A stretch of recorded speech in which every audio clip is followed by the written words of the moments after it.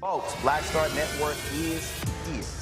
Hold no punches. I'm real revolutionary right now. Support this man, Black Media. He makes sure that our stories are told.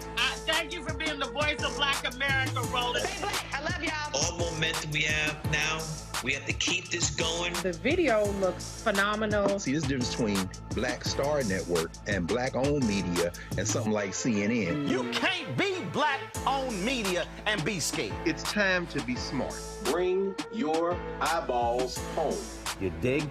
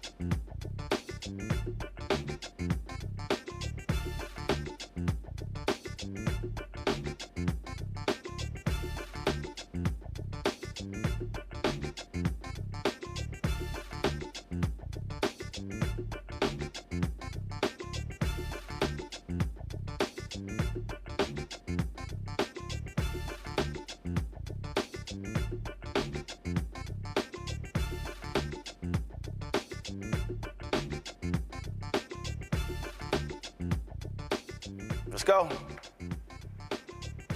Folks, it's Friday, November 8, 2024, coming up on Roland Martin Unfiltered, streaming live on the Black Star Network. Well, you know what? Guess what? Folks thought the Trump presidential win in 2016 was a one-off. Well, Elie Mystal will explain how Tuesday's outcome proved that the country is much more right-wing than folks thought. Now that, of course, the Orange One has returned to the Oval Office, what happens with his criminal election interference case? Today, a federal judge paused all upcoming deadlines related to the case. We'll also talk to a student loan expert about what parents and returning students can expect when the Department of Education is targeted, especially the student loan, $170 billion that was actually forgiven under Biden-Harris. Also tonight, you get to weigh in on what the hell has been happening in this country. Lots to talk about. Plus, congrats to Wilberforce getting their accreditation back off of the watch list. It's time to bring the funk on Roland Martin Unfiltered on the Black Star Network. Let's go. He's got it. Whatever the miss, he's on it. Whatever it is, he's got the scoop, the fact, the find. And when it breaks, he's right on time and it's rolling. Best believe he's knowing. Putting it down from sports to news to politics. With entertainment just for kicks, he's rolling. It's on go, roll, roll, y'all. It's Roland Martin, yeah. Rolling with Roland now. He's funky, he's fresh, he's real, the best, you know he's Roland Martin now.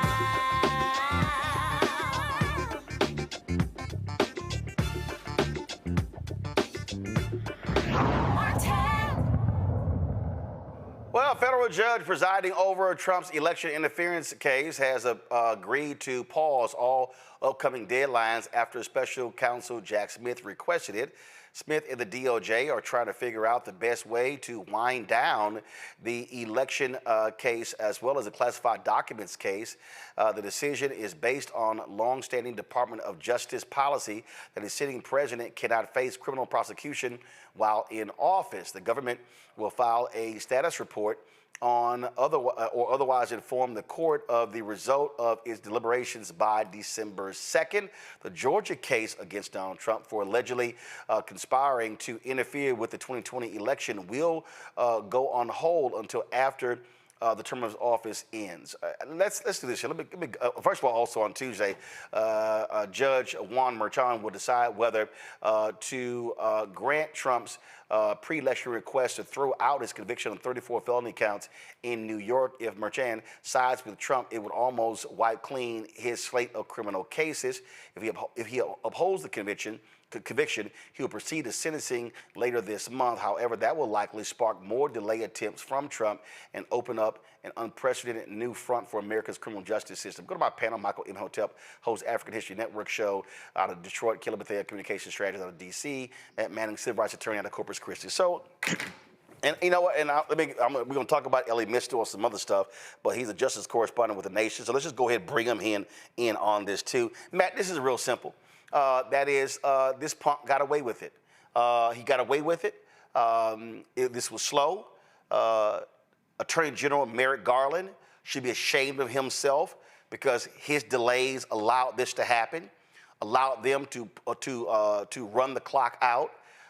This man, and frankly, I hope the judge in New York doesn't throw the charges out. I hope he proceeds with sentencing because one, he hasn't been sworn in yet. He right now, I don't give a damn he's president-elect. He has not been sworn in. And so that needs to happen. And what it will say is, yeah, you could go ahead and break the law. What it will say is Donald Trump is absolutely above the law.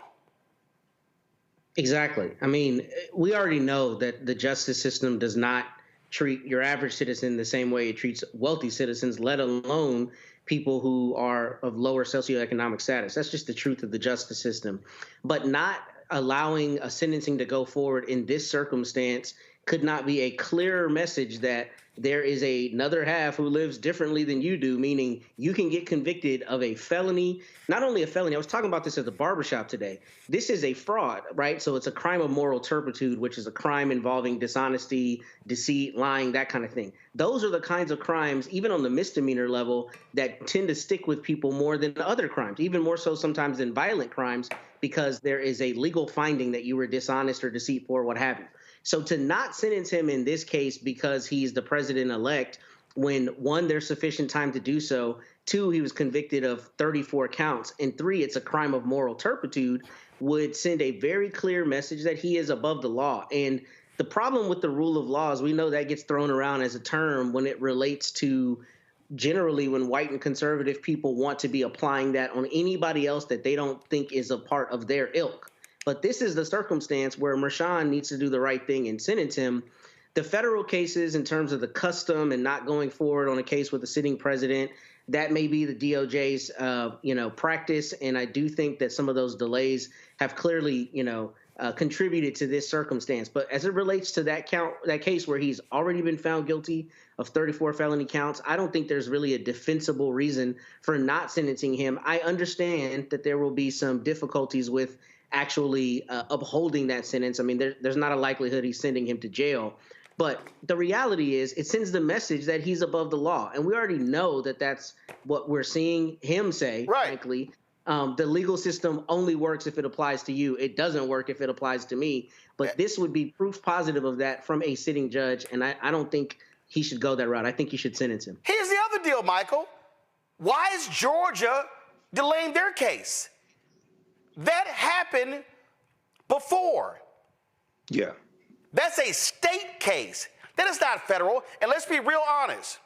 The Department of Justice, they are basing this on a memo. A memo that was written in the Nixon administration to apply to that who was likely going to be a convicted felon Nixon.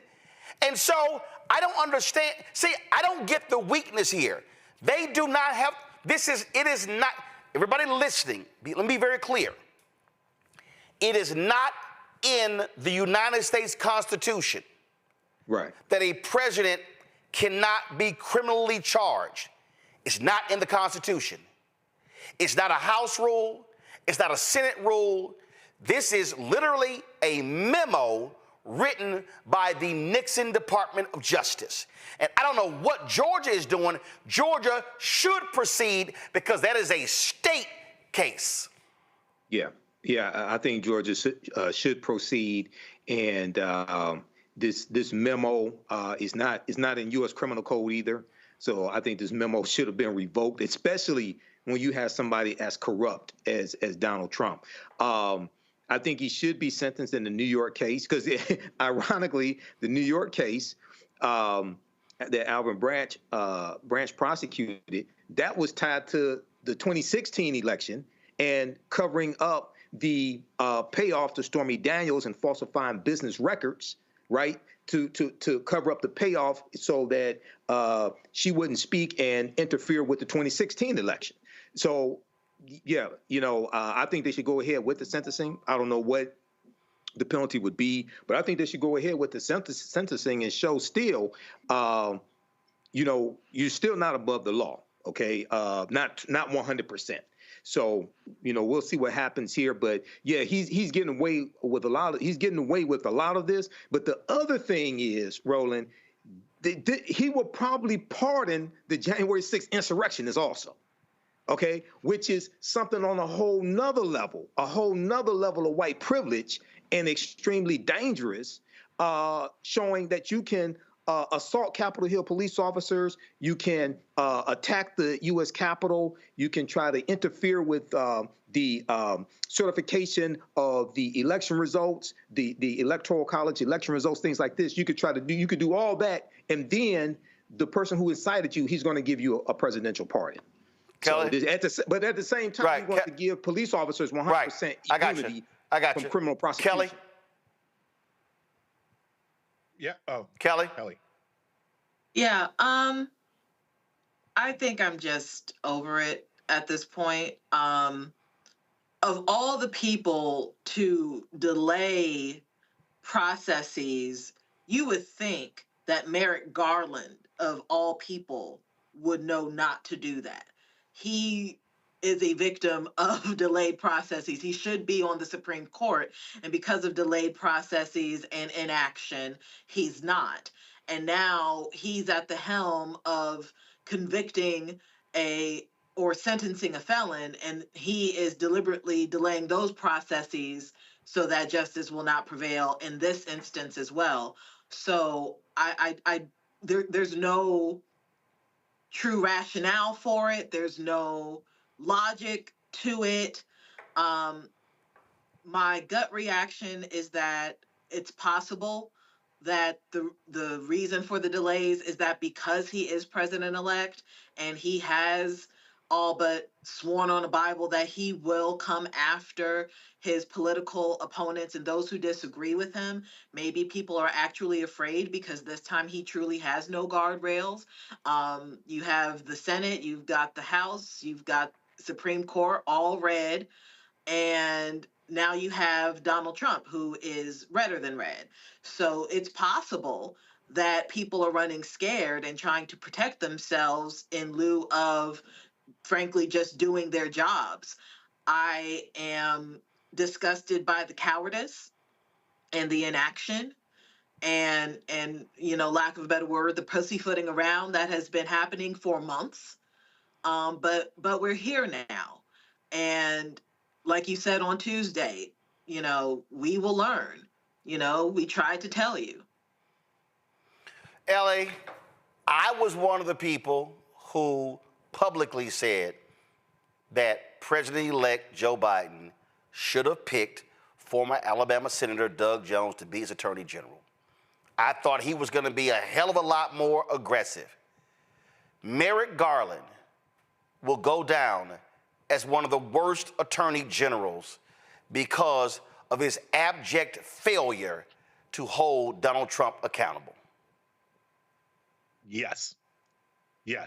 Merrick Garland is the worst pick in 2 successive Democratic administrations, and that's got to be a record of some sort, right? Because he was the worst person that Obama could have picked to replace Antonin Scalia in 2015, and in 2016, and he was the worst person Joe Biden could have picked to be the Attorney General, and Joe Biden stuck with him even after it became apparent that Merrick Garland was not up to the job, was not up to the task, was not up to the moment.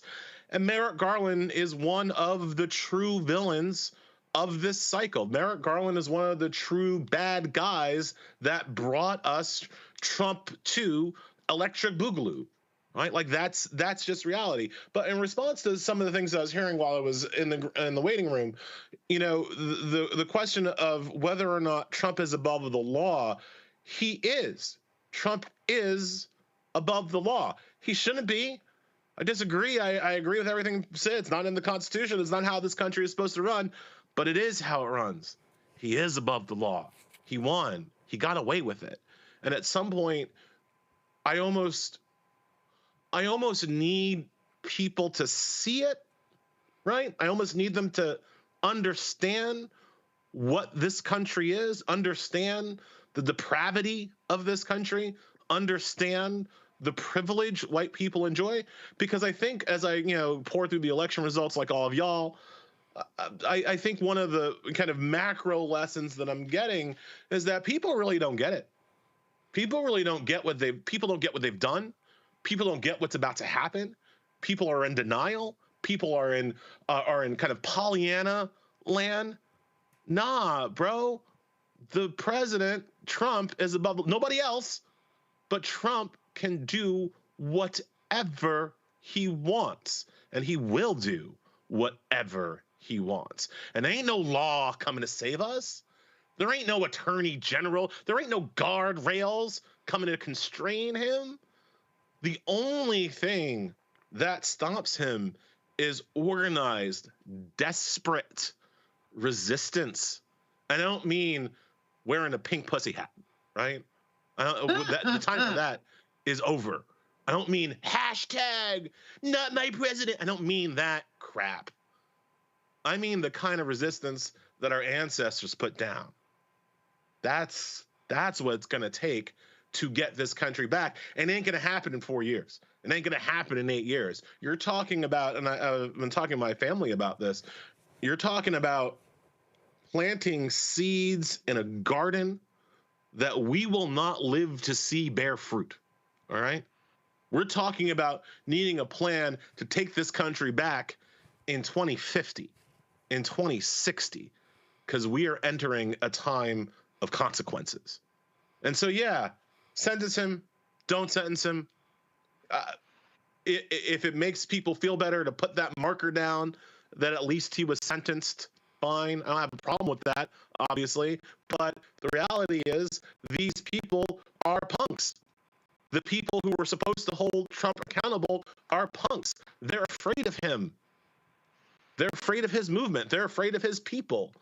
And so there are no guardrails. There are no restraints. There are no restrictions on what this man can do. He is an emperor in all but name. Oh, absolutely. And it is just unbelievable to watch these people cower and be cowards. To be flat out just cowards. Yeah. And he's going to stay, and he's just sitting there laughing. And his supporters, they literally don't care. They can talk all day about law and order. They don't give a damn about law and order when it applies to them.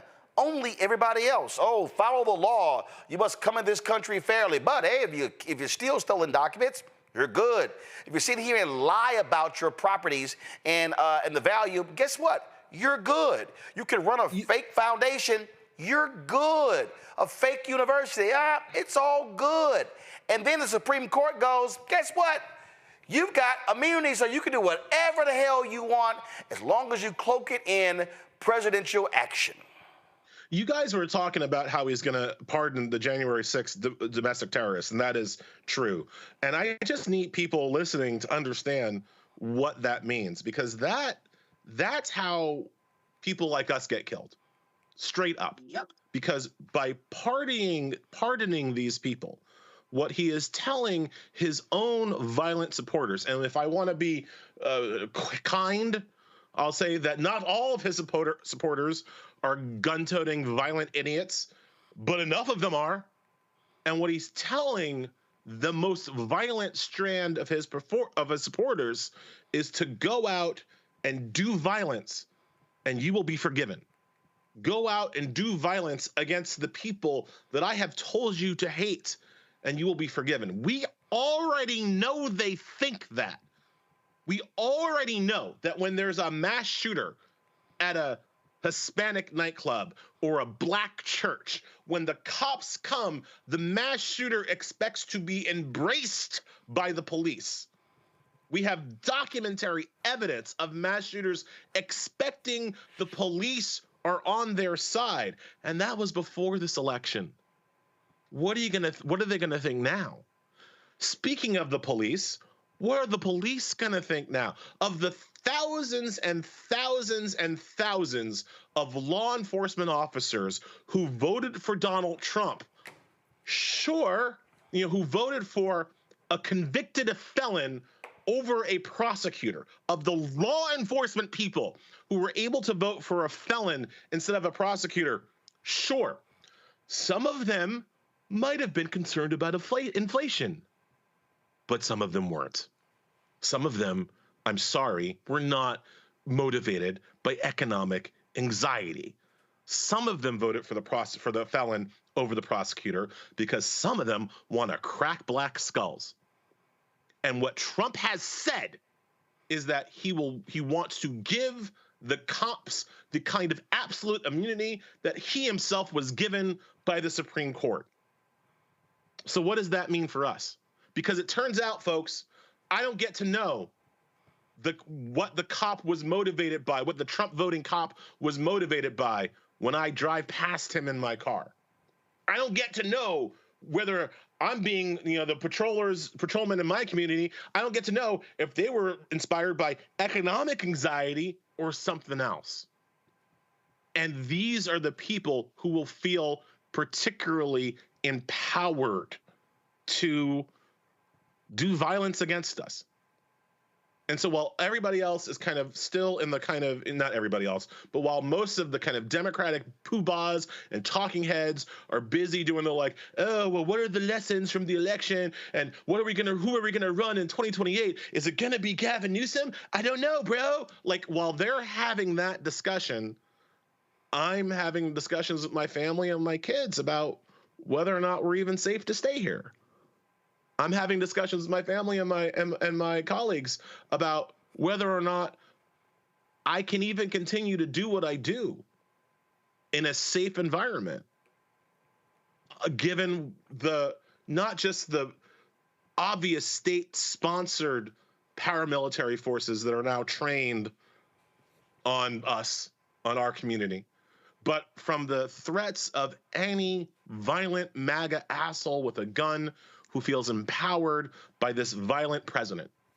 That's the story of this election that we're still trying to work through. I'm not even worried about 2028. I'm trying to make it to 2028. So Elie, you talked about how there's this rightward shift, and let's talk about that because when people look at the 2020 election, I kept telling folks, you can't look at 2020 the same way you look at 2016 and any other election because it was a COVID election. Rules were changed, and guess what? 2020 actually showed what democracy should look like, how you make it easier for folks to vote. Well, Republicans got pissed off, rolled a lot of that stuff back, and we saw this election being a contraction election. How they attacked ballot drop boxes, how they attacked early voting, all the rules they put in place. And so, again, Republicans admit it. They win when fewer folks vote. They admit they lose when more people vote. All the voter suppression techniques work. And here's one of my kind of 2024 takeaways that people aren't ready for yet, at least based on what I'm hearing from the poobahs. But I do think that when we look back at this point in history, to the extent that people are allowed to write and read history books in the future, when we look back at this point, we will look at the period of the Joe Biden presidency from 2020 to 2024 as a huge missed opportunity, right? That when given power, albeit briefly, when Biden had control of the White House, the Senate, and the House, for that brief moment, even having to deal with the traitors that are Joe Manchin and Kristen Sinema, what we will understand is that Joe Biden and the Democrats, and again, I blame Manchin and Sinema as much as I blame anybody, simply failed to do the things necessary to protect democracy from the kind of authoritarian takeover that we are now going to have to live through, right? And yes, that to me starts with Merrick Garland, starts with law enforcement and Merrick Garland's inability and unwillingness to hold Trump. And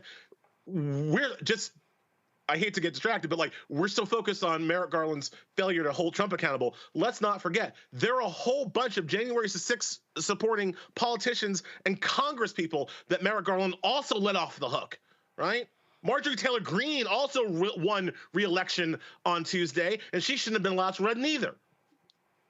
But anyway, in addition to Merrick Garland and his abject failure as a professional person, we will see that the Democrats did nothing to secure the voting rights that allow Democrats to be elected in the first place. They did nothing to restore the Voting Rights Act to its pre-John Roberts glory. They did nothing to stop the states from changing the voting rules, decreasing the times for early voting, making it harder to mail in your ballots, contracting the number of polling places, increasing the lines and the hurdles that people face in order to go vote. They did nothing to stop that at the state level. They did nothing to stop the Republican takeover of state boards of elections. This election wasn't stolen in the sense that there absolutely was not some kind of precinct level I'm going to take the votes and stuff it in my ear.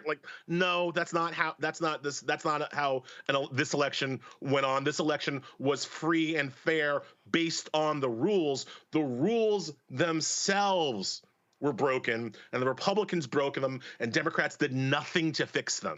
And that is also why they lost. I don't blame Kamala Harris for not being able to inspire an extra 20 million people to crawl over broken glass to vote for her. I blame Democrats for allowing Republicans to break the glass and put it in their way, frankly. And that is also the story of our times. It is a Democratic Party that has lost basic self-preservation instincts. Remember, we were sitting here in 2020 after, in the transition period. What were we talking about? To deal with the Senate, right? We weren't talking about like, oh, how are we going to get Manchin to? We didn't even know Kristen Sinema was going to go full, Karen. But we weren't talking about Joe Manchin. We were talking about adding Puerto Rico as a state. We were talking about adding DC as a state. Where the hell did those bills go? Notice how that, you don't think that would have helped to have 10 extra electoral votes and 4 extra senators just now? Yeah, you don't think that might have helped somebody? But no, Democrats didn't do that. No, we didn't have the time to do that. No, we didn't have the focus to do that. And so we are where we are. Like, Roland, you know this because you've seen me offline. I got people asking me in the past week, what are we going to do about the courts, Elie? What are we going to do about the justice system, Elie? And my response, and it's not a flip response, but it is an angry response. My response is, well, what you could do is go back 4 years and listen to me then. Because 4 years ago was our chance to stop this. 3 years ago was our chance to stop this. Now it is what it is. Questions for Elie from our panel. Kelly, you first. I'm trying not to cry, frankly, because I've been following Elie for years. And we've met, and he knows how much I just deeply love his rhetoric and his writings. I just feel broken. I feel like I did all I could do, and it wasn't enough, because it wasn't enough. So I guess my question is there anything we can do at this point? My initial reaction is no, but outside of ranting and raving on social media, which might be the last safe space that we can do such a thing, what else is there left to do? Well, it depends upon where on social media we actually do part. Which is one. Before I go to Elie, which is one of the reasons why I really hope Black folks move over to fan base. I hope Isaac Hayes develop a Twitter style or thread style functionality to the app as well, because Elon Musk has turned Twitter X into a right-wing cesspool, and that's all it is going to remain. And so that's what needs to happen. But Elie, go ahead. Yeah, so I'm going to wrap those two responses into one, right? Because one of the, I think Musk is actually a big part of this, right? It's Elon Musk, it's Peter Thiel, and it's David Sachs. And what do those men have in common? They're all white South Africans, right? And I don't mean white South Africans in like, oh, post-apartheid, playing rugby with Matt Damon white South Africans. I mean white South Africans whose financial base comes from their participation in apartheid. That ain't an accident. And I think that when we look at the future and we look at how these three white South African men have incredible access to power, have incredible access to the structures of our government, we have to remember that apartheid, that South African apartheid, was not merely a moral failing of white folks. I mean, it was obviously a moral failing of white folks, but it wasn't merely a moral failing. It was a structure. It was a system that they implemented to make permanent white minority rule over a larger and more populous and more active Black majority. That was the point of apartheid, right? It wasn't just people being mean. And that is the kind of structure they're going to try to put on us here. That is the yoke that they have fashioned for us here. And so to Kelly's question, like, is there enough, right? Is there enough to be done? There is, but that's what we have to understand what we're fighting against now, right? Because the fight is different now, right? The fight 2 weeks ago was where I want better democratic self-government and a justice system that works for everybody. And no, we're not. That's that. We lost that fight, right? Now comes the fight to maintain our humanity and dignity in the face of oppression. That is the only fight now. Is there enough? Is there enough effort? Is there enough soul? Is there enough passion in our community to do it? Hell yeah, there are. Because this will not be the first time that these people have tried to take away our dignity and our humanity. And the history has shown they have lost every time. They can beat us, they can kill us, they can rape us, they can steal us. They cannot defeat us. But we gotta look after us. We gotta be there for us. And we have to understand our fight is for not our freedoms, which are nice, but our dignity and our humanity is our fight now. And we can do that. We can fight for that, and we can win that fight. And the freedoms will come back later. Well, I mean, like I said, we are not building for 2028. We're building for 2050. We're building for 2060. We're building so that our children can start, right? Can join the fight where our parents join the fight. We gotta. That's the goal now, I think. Matt?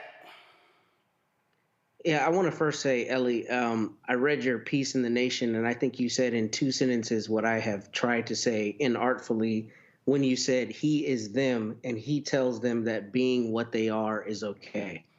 I thought that was profound because that's precisely what has been behind what I've seen with not only a lot of the rhetoric, but a lot of the support, because he's emboldened people who would otherwise not have the confidence to say some of the hateful things that they believe. He's put that on the front stage. So I first want to commend you because you said it beautifully.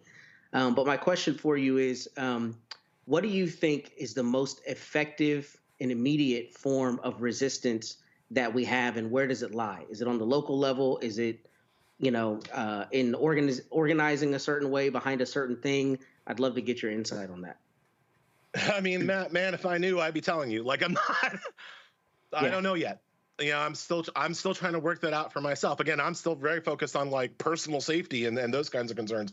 I don't know yet what the first line is. My instinct is where yours is. My instinct is that it's local, right? My instinct is that it's not national. It is through the local structures of the government where we still have, to use a white South African term, we still have some form of home rule. And we need to exercise our home rule as much as possible. Like after 2016, I'm going to become a huge fan of federalism and states' rights for a bit, because that's going to help me right now. But I do think that even more so than those concerns, it is about the first line of defense is within our own communities and protecting each other and building each other back up, right? I think that valence can't be lost. I mean, we always say when we come on the shows like Roland's, right? We always say, ain't nobody for us but us, right? We always have that in the back of our mind, but that almost like has to be like in the front of our mind right now, right? Because we are the only people who are going to care. I mean, that's what you get from the exit polls, right? We're the only people that care about us. We're the only people who give a damn about us. And that has to be front of mind with all of our interactions, with all of our resistance or whatever you want to call it. Whatever power we have to turn that power into power that's going to protect us first, because ain't nobody else going to do that. We know that now. Michael? Hey, Elie Mystal. Good to talk to you again. I had a two-part question. Hey, I'm all right. I had a two-part question here. When you talked about Democrats didn't do enough to protect voting. I'm paraphrasing you. Protect voting rights, Right. to expand voting rights, things of this nature. There's a piece from BrennanCenter.org, Brennan Center for Justice, from August 2024 that talks about how voting laws have changed in battleground states since 2020, and they looked at 9 battleground states. One of them was Michigan, where I live, and in Michigan we had 10 laws that expanded voting rights, but we had, Democrats controlling the House, the Senate, and our Governor Gretchen Whitmer. And in Nevada, you had 6 laws that expanded voting rights, whereas other states controlled by Republicans, they had laws to make it harder to vote. So what were some of the things that you think Democrats should have done to protect voting rights and expand voting rights? And the second part is the John Lewis Voting Rights Act. It passed the House of Representatives, but in the Senate, you had 16, all 50 Republicans voted against it in the Senate, including 16 sitting Republicans who voted to reauthorize the 1965 Voting Rights Act in 2005, 2006. And I was just wanting to get your expert opinion on what we could have done to try to get that forced through the Senate. It did pass the House of Representatives. Right. So and no Republicans in the House voted for it either. Let me just say that too. Right. So on the first question, I think what the Democrats should have done is very similar to what the Republicans are about to do, and used federal power to standardize voting across the nation, right? So yes, I agree. Michigan actually did a pretty good job of not retrenching on voting rights because it had 3 Democratic control of all 3 branches of its government, right? But that was not true all around the country. And even though it's true, even though some states are better than other states, I think part of the problem when you really get into like voter mobilization, right, is that it is confusing because how you vote changes radically depending on where you live. So you can't have a nationally targeted, campaign around just the nuts and bolts of getting people to the polls because it's wildly different everywhere else, depending on where you live, right? So like I am an expert on how you vote in New York City, right? How you vote in New York State. I know that very well. I have no idea how you vote in Jersey, right? It's because it's completely freaking different, right? And so there was no way for me as a national commentator or whatever to really make to do the bullhorning of, well, guys in New Jersey, what you got to do is, because I don't know. I mean, I educated myself, but you know what I mean? Like, I can't make broad statements because we don't use federal power. What the Republicans are about to do, I forget which Lara, whatever, Loomer. one of them. I think I think it's Lara Trump. I get them, I don't want to Morpheus. Right. Whatever. One of the Laras was talking about how they want to use federal power to institute voter ID and standardize elections and limit early voting and do all these things from the federal seat of government. Now, when Democrats try to do it, the Republicans scream about the 10th Amendment, but I promise you they won't be talking about the 10th Amendment and federalism when Republicans try to do it, right? So like those are the kinds of federalized laws that could have made voting easier, not just for Michigan, but for everybody, and then made it easier for you to explain to people in Michigan, in Arizona, in Nevada, in Florida, how you actually vote, right? The John Lewis Voting Rights, and that dovetails into the John Lewis Voting Rights Act, which was one of the federal laws that could have done that, right? And so when you ask me what else could we have done to make sure that law passed over the objection of Manchin and Sinema, this is where I say, and you can check the tape, I said this in real time, the John Lewis Voting Rights Act was a shut down the government bill. You don't pass anything until after what happened on January 6th. After the attack on democracy, that is the first bill you pass, and you don't let the government function until it passes it. That is what I would have done. I know Inflation Reduction Act, I know that we had other priorities. No, that was the first and only that should have been the first priority and only priority of the Biden administration, because you do not have a democracy without the franchise. You just don't, as we're seeing right now. And the political uplift to get the John Lewis Voting Rights Act done was in the aftermath of January 6th. You shut down the government. You don't let anything else come across the floor until they pass that. You attach that bill to every single budget that you dare to try to pass. You should be able to. Yes, you do exactly what Congressman Powell, Adam Clayton Powell, did when it was called the Powell Amendment. He attached it to every bill. But again, this is the difference between.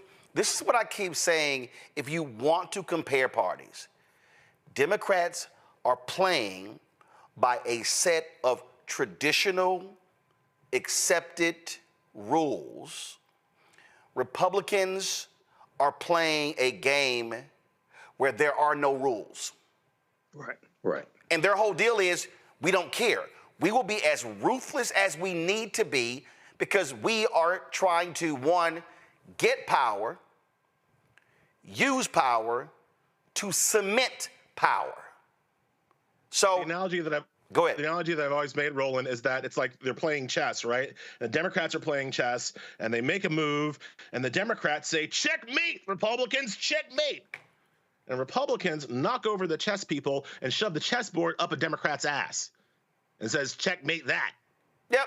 And Democrats are like, technically you lost. And the Republicans are like, don't care. You have a chessboard up your ass now. Yeah. I mean, and so people need, no, but he's right. I mean, look, we can sit here and laugh about it, but he's right. I mean, and that is when you get power, you exercise power. You use power. Yep. I mean, it's just simple as that. I mean, I don't care. Listen, folks, I've covered City Hall, county government, state, federal. I've talked to officials at every single level. This ain't even it. Even we're talking in organizations. When you have power, you use power. They're playing nice. This is not a moment where you play nice. No, This is a moment where you have to understand that the actions today have generational impact.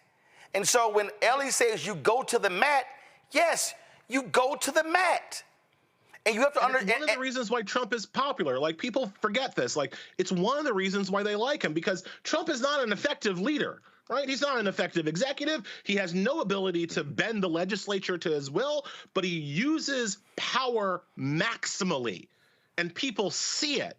People see him doing essentially everything he can, fair or unfair, to get what he wants through, right? Doesn't have to be legal, doesn't have to be traditional, doesn't have to be normal. He does it anyway. He's not effective. They're not good plans. But people see him, and people are going to see it again, right? Because after going through 4 years of Merrick Garland and what he could do and what he couldn't do, and oh my God, and maybe we should write a letter and all that. Watch what happens when Stephen Miller is in charge of the Justice Department. Watch what happens when Mike Davis is in charge of the Justice Department. Watch what happens when Trey Gowdy is in charge of the Justice Department. I promise you, they won't be sending mean letters. No. Right? No. And you can get, and let's be real clear, the Civil Rights Division will be gutted. You will have no patterns and practices investigations of police departments. Roland, I hope it's gutted. I hope it's good. The best case scenario, is that it's gutted. The worst case scenario, the scenario that is outlined in Project 2025, is that it is weaponized against black people. Project 2025 talks about changing the Civil Rights Division to suing organizations and institutions that, quote, use DEI as racist against white folks. The civil rights battle for Project 2025 is racism against white people, and they want to use the Civil Rights Division to do that. So it's like, I hope it's gutted, because it's going to be real bad when Ben Shapiro is the one running it, right? Absolutely. Elie Mystal, we appreciate it, Elie. Get some rest, rejuvenate, relax. A bunch of folks called me today and they were like, man, Chicken, how you feeling? Man, you were really working in the campaign. I said, listen, let me explain something to you. I said, first of all, I'm fine. They said, well, what are you focused on? I said, I'm focused on losing 20 pounds from the campaign. I said, because you couldn't work out, you couldn't eat, you were going so hard. So I said, that's the first thing. I said, getting at least 7 hours of sleep. I said, but let's be real clear. I said, I will be part of the resistance. I very much understand what's coming down, and don't think for a second that I'm walking off the battlefield, because that ain't happening. It ain't happening. Elie, we appreciate it. Thanks a lot. Thanks a lot, Roland. Thanks a lot, guys. The question was asked by, I think it was you, Matt, maybe it was Michael. I can't remember. One of you asked in terms of what's next, in terms of, okay, what do Democrats do? It's not complicated. It's called going back to basics. And what I mean by going back to basics, what I mean is you look at the map and you cannot examine the map from a national perspective. And everybody listen to me what I'm talking about. So if I sit here and look at, like I was just reading a story. So Democrats were 9 votes away from taking control of the Texas House, okay? Colin Allred spends $80 million just to lose by 900,000 votes to Ted Cruz. Didn't even campaign to black people. So that was a waste of money.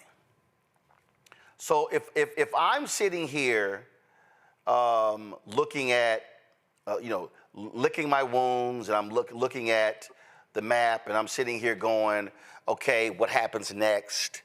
Because the likelihood is there are some outstanding races in California, but Republicans are likely going to take control of the House. They'll have the Senate. They'll have the White House, which means they have a federal judiciary for at least the next 2 years. So on the federal level, you can't really stop anything unless there are certain things in the Senate that require 60 votes. But I wouldn't be surprised if Republicans say, to hell with that. Damn that threshold. We're going to pass it with 51. I wouldn't be shocked at all. So you now go back to the map and go to my iPad. So you go to this map and you go, okay, and this is just, I pulled it up. This is not the actual Electoral College map, but here's what you do. You stop looking at this from a national standpoint. So what you do is you sit here and I'm tapping it. So you see Virginia right there? What I do is I go, there are elections next year in Virginia. 23 Democrats took control of the House in Virginia, and they control the Senate. So what do? You focus on Virginia and keeping the House, and Don Scott remains Speaker of the House. That's what you do. There's a state Supreme Court seat in Wisconsin. Right now, Democrats have a 4-3 majority. You know what you do? You win that seat to go 5-2. You then begin to look at other states and begin to say, where are the mayoral elections, city council elections, county elections, state rep, state senate, gubernatorial, those races? That's actually what you do. You have to, you grab power where you can grab power. So let's take North Carolina. Democrats did not, Vice President Kamala Harris, and let's just talk about the white folks in North Carolina, okay? Democrats won a slate of offices, but they voted for all these people, but not the top of the ticket. That's real interesting. That's another conversation. So you now go, okay, in North Carolina, on Tuesday, Democrats did not take control of the House or the Senate, but they did win enough races to reduce the Republicans, so now they no longer have a supermajority. So now the Republicans can't overrule the governor with a veto-proof majority. That's what you do. You now begin to look at the map and begin to study the map and say, where do we go to get wins? Because when the question was asked by Michael about voting, Y'all, voting in America really still is a state issue, a county issue. So now you begin to understand what we go after. And that's really how folk have to be thinking. You can't be fixated on 2028, Matt, if you skip 25, 26, 27. You got to focus on 25 to then focus on the midterms in 26, and then focus on the local races in 27, and then focus on those local, state, and the national races in 2028. That's actually the path forward. Matt? Yeah, I'm sorry, Roland. I can't see you, so I apologize if I missed that cue. Yeah, But me neither. I think, in any event, I think that we need to focus more on systems. That's one of the things I think you've spoken to before, and you spoke to right then, is we need to look at every aspect of it. Not only where do you get wins, but what parts of the system need to be leveraged to be successful. And like we've talked about, here in the local county that I live in, when I moved here 13 years ago, it was blue. It went almost all red this time. It's now, it used to be purple. Now it's straight up red. All these people lost. And I tell you that to say that's because the Republicans had a concerted approach to attack every single part of the system, every single element and layer of local government. They threw a bunch of money in and they just attacked every single thing. And I think sometimes what we do as Democrats is we too often focus on the outcome and trying to play the game the right way to get to the outcome, where Republicans have historically, or at least in the last several decades, focused on the systems, every part of the system. How do you change the rules? How do you get the actual, position? How do you change this from an individual to a board, and then you stack that board with gubernatorial appointment? I mean, every aspect of it. So when we have a more systemic approach, I think it will yield the results, along with the strategy of not only where do you get votes, but I think we also have to have a serious conversation about the abolishment of the Electoral College. I mean, it's crazy. I know that this time Mr. Trump did not lose the popular vote, but it's still crazy that you can have an outcome where you have a popular vote that's lost and somebody still wins because of the Electoral College. We can talk about that, in terms of a system, but in this day and age, I don't know that it serves the same purpose that it should, because we essentially live in a globalized country. It's a series of states, but having each of these little rules that apply as it relates to electors and who gets to vote and all of that, I mean, it makes it a more cumbersome process than I think it should be. And I think we need to have a serious conversation about that from a system. Well, I mean, I get that, but here's why for me, I can't waste any breath on Electoral College, because that requires a constitutional amendment. And, exactly. And that means I got to get it passed in the House, passed in the Senate, but what, 2/3? President signs it, vote. and then it has to get approved by 3/4 of all states. And let's be real state. Let's be real clear, okay? It's not gonna happen. Again, people talk about it. Let me go back to this map here. So let me go ahead and change. So Trump won Arizona, Trump won Nevada, Trump won Idaho. So let me change that. Colorado, New Mexico, Minnesota. Okay, he wins Wisconsin, Michigan, Illinois. Gotcha. He wins Pennsylvania. So right here, here's why Electoral College ain't gonna get changed, because Idaho 4, Montana 4, North Dakota 3, South Dakota 3, Nebraska 5, but 4 red, 1. Kansas 6, Iowa 6. Then you got Wyoming. Again, Utah 6, Nevada 6. Go ahead, Arkansas 6, Mississippi 6, Alabama 9, West Virginia 4, Kentucky 8. Anybody under 10 Electoral College votes, ain't none of them voting for that. Because remember, Republicans win control because of land. And if you actually go back, North Dakota and South Dakota, they were split specifically to cement power. There's no reason why North Dakota and South Dakota are two separate states. Those are little bitty ass states, okay? But the folks who live there, they have electoral power because they are locked in. And so ain't none of them I can tell you right now, Nevada, Utah 2, Idaho 3, Montana 4, Wyoming 5, North Dakota 6, South Dakota 7, Nebraska 8, Kansas 9, Iowa 10, Arkansas 11, Mississippi 12, Alabama 13, Kentucky 14, West Virginia 15. That's 15 of the 50 states. Ain't none of them voting because they're going to say, oh, well, no one will ever even pay attention. But here's the crazy thing. No one pays attention to those states right now anyway because the election now is now only a 7-state thing. It's pretty much, oh, I can't win Texas. I can't win this. I can't win that. I'm just going to go ahead and ignore it. And so that's what's going on there.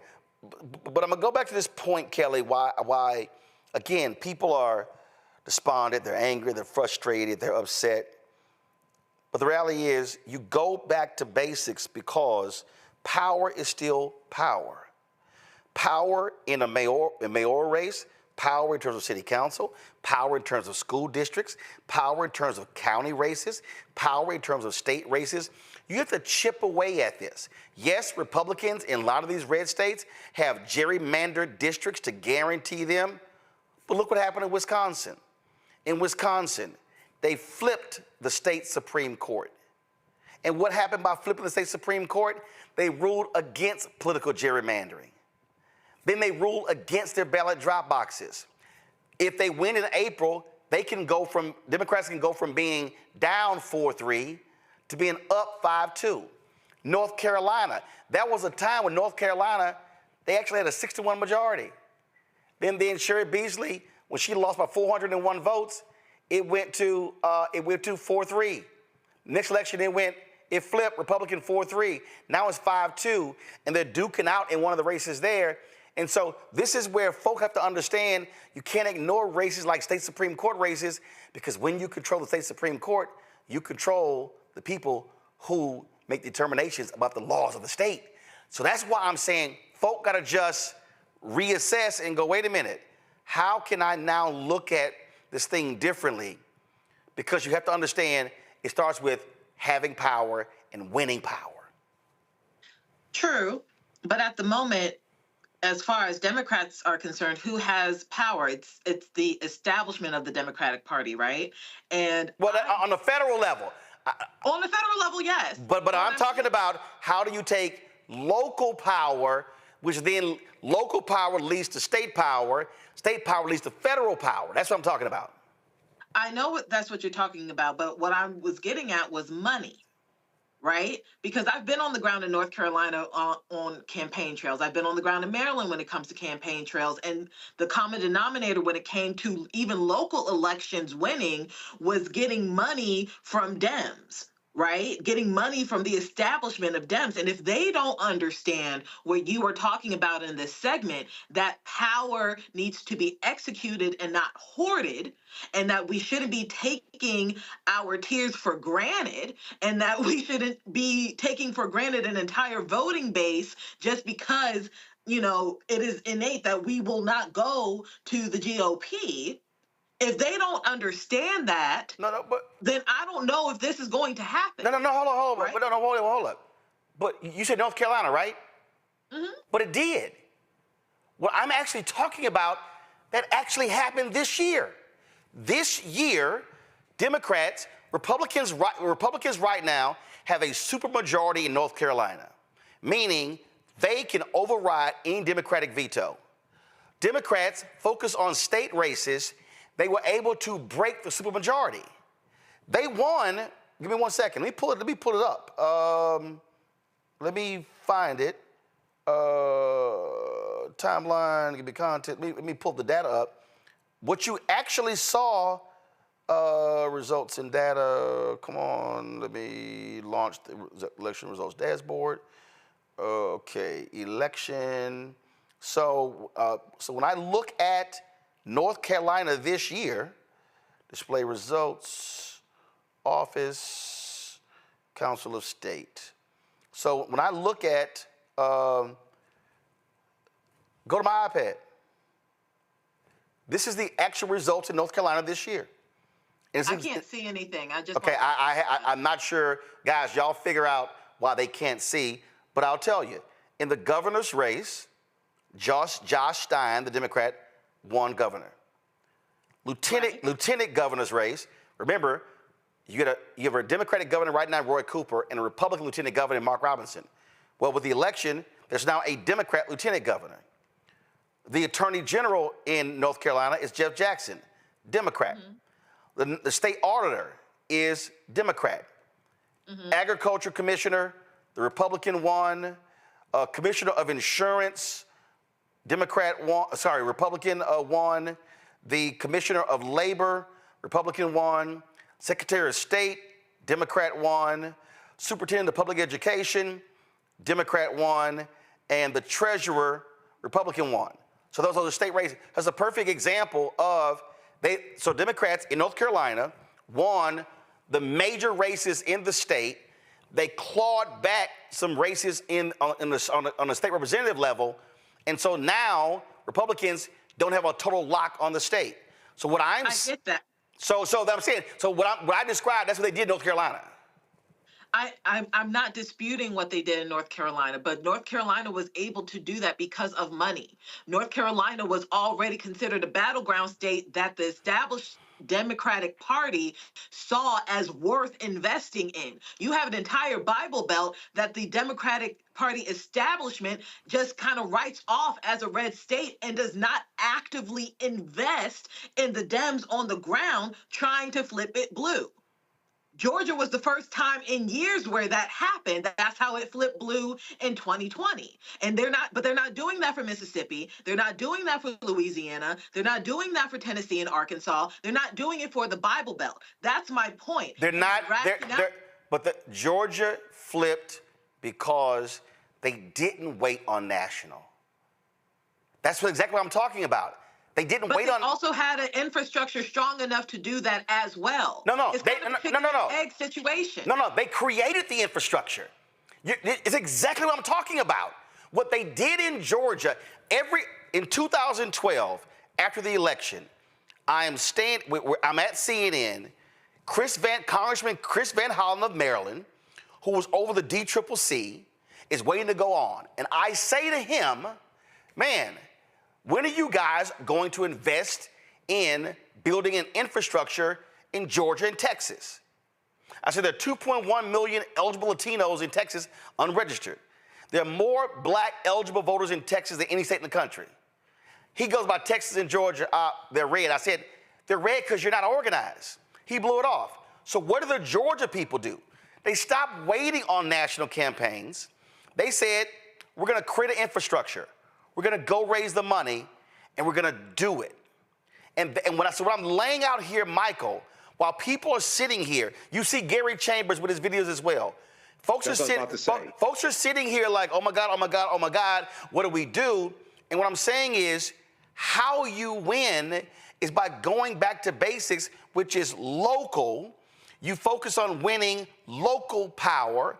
You build your infrastructure, and when you go from winning local to state, you go state to national. You begin to take back. The reason Texas is where it is, Matt said it.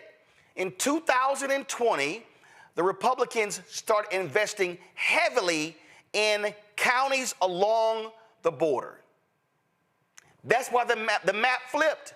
Democrats just assumed we got it.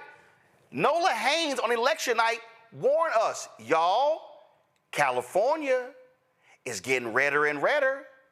And if you look up the map, that's the case. So what I am arguing, while people are sitting here mad and frustrated, I get it. Go through your grieving process. But stop focusing on 2028 and start saying, what races are happening next year in my city and in my county? And then if I'm black, let me look at the turnout. Let me look at who turned out. Because let's be real clear. Vice President Kamala Harris got more votes in Wisconsin than Biden got in 2020. Mm-hmm. Trump got 77,000 more. She lost by 30,000 votes in Wisconsin. If I'm sitting here going, What was the turnout in Milwaukee? What was the turnout in the other cities with big black population? She loses in Michigan by some 80,000 votes. If I'm sitting here looking at, if I'm in Michigan, I'm going, why did Detroit turn out at 47%? Maybe if I get Detroit from 47 to 70%, that makes up for whatever he got. Let me look at Pennsylvania. How did she lose Pennsylvania? Oh, what was turnout in Philly? Oh, was it down 10, 15 points? And if I got Philly black turnout from whatever the number it is, and I can't wait to see what it is, if I move it to 70, that actually makes a difference. What I'm saying is people should be sitting here not just losing their minds and going crazy, but saying, you know what? Let me focus on the next race and then let my guy, and then let my woman, elect my person, and stop trying to focus on, oh my God, what's going to happen over the next 4 years? Go local and build. Yeah, you have to build power where you live. Build power locally. Run for those local elections. Raise money for those local elections, whether it's school board, city council, mayor, et cetera, county executive, county commissioners, things of this nature. State legislature as well. So a couple things here quickly. So I saw the video from Gary Chambers, okay? A friend of mine sent that to me, and I saw people on my social media platforms talking about it. And I think what Gary Chambers is talking about is extremely important. And we've talked about this here on this show. I've said it as well. We have to focus on building this black political infrastructure. And I'm neither Democrat nor Republican, but also understand how to use Democrats as a tool to accomplish what it is that we want. So what Gary Chambers was saying, 55% of African Americans live in southern states, Mississippi, Alabama, Louisiana, things like that. And he was saying, instead of, and I'm paraphrasing, instead of spending more money to chase white women and white people in the blue wall states, Michigan, Wisconsin, Pennsylvania, things like that, invest that money in Mississippi, Louisiana, Alabama, et cetera, where you have a higher concentration of African Americans. Target African Americans, get them to turn out, get those numbers out, and you can win a lot of those states now that are red. But before you can ask people to invest nationally in Alabama, you're going to have people in Alabama organize Alabama. Oh, I agree. We had I did a panel in Mobile, Alabama, Friday. Congresswoman Terry Sewell was on the panel, and she talked about the state of disarray the Alabama Democratic Party is in. She said that they are in an utter state of disarray. And so my deal is, what you do is you have to tell people to tell them, hey, you gotta organize where you are and build from there. You can't wait for the folk national to come down to you if you ain't got nothing for them to invest in. I agree. And I think what Georgia did when they built that infrastructure in Georgia, Stacey Abrams and Nsé Ufah and the rest of those activists down there, I think that can serve as a model for us to replicate in other states, but especially those southern states that have a large African-American populations, okay? But I totally agree. You gotta build that infrastructure locally. Right, but see, again, so what I'm laying out, that's, again, that frustrates people, is that what I hear from people is, oh my God, what do we do? Oh my God, what do we do? And they're frustrated, and I get all of that. And what I'm saying is the way you do this is in terms of how do you organize local, and it's just this is, I look at this here, Matt, and I guess the reason I'm stuck on this because I'm the son of two people who co-founded a civic club in our neighborhood. So there's nothing more local. There's nothing more local than a neighborhood. Because I always say nation, state, city, block, street, house.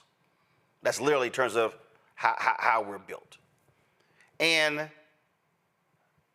I saw how they wanted to transform our neighborhood of Clinton Park. And they transformed the neighborhood by first saying, I need to get with like-minded people. Then like-minded people said, we need to create an organization. And then like-minded people created the organization. It was the Clinton Park Civic Club. They met in houses. They then went, okay, what are we going to work on? Well, first thing we're going to do, we're going to do a trash pickup. We're not going to pick up trash on every street in the neighborhood. We're going to pick up trash on one street in the neighborhood. That's what they did. Then the next month, okay, let's do 2 streets. The next month, let's do 3 streets. Then they went from picking up trash to saying, and we got these abandoned houses turned to crack houses, overgrown lots. Who's over that? Who controls that? How does that get taken? Oh, is that city, is that county? Who condemns the property? Oh, you know what? We're going to go, got it. Then they focused on that. Then they said, well, you know what? Man, we did this and we did that. That worked out. You know what? We really need some stepped up police patrols. Well, who's the police commander over this in the community? Who is he? We're going to meet him. We're going to get his number. We're going to talk to him. So when we got a problem, we're going to call directly to you. Now, they weren't saying, call a governor, call a county judge, call a mayor, no, it was, let me look at it this way. And then when it came to, they said, well, you know, we want some new sidewalks, and we want some new sewer systems, and we want some new street lights, and we want the park refurbished, and we want that old firehouse turned to a senior citizen center. Oh, city council member said, get all that bond election. Okay, let's petition it. Guess what happened? It was added to the bond election. Bond election, what do? They campaigned in the neighborhood for the bond election. Bond election passed.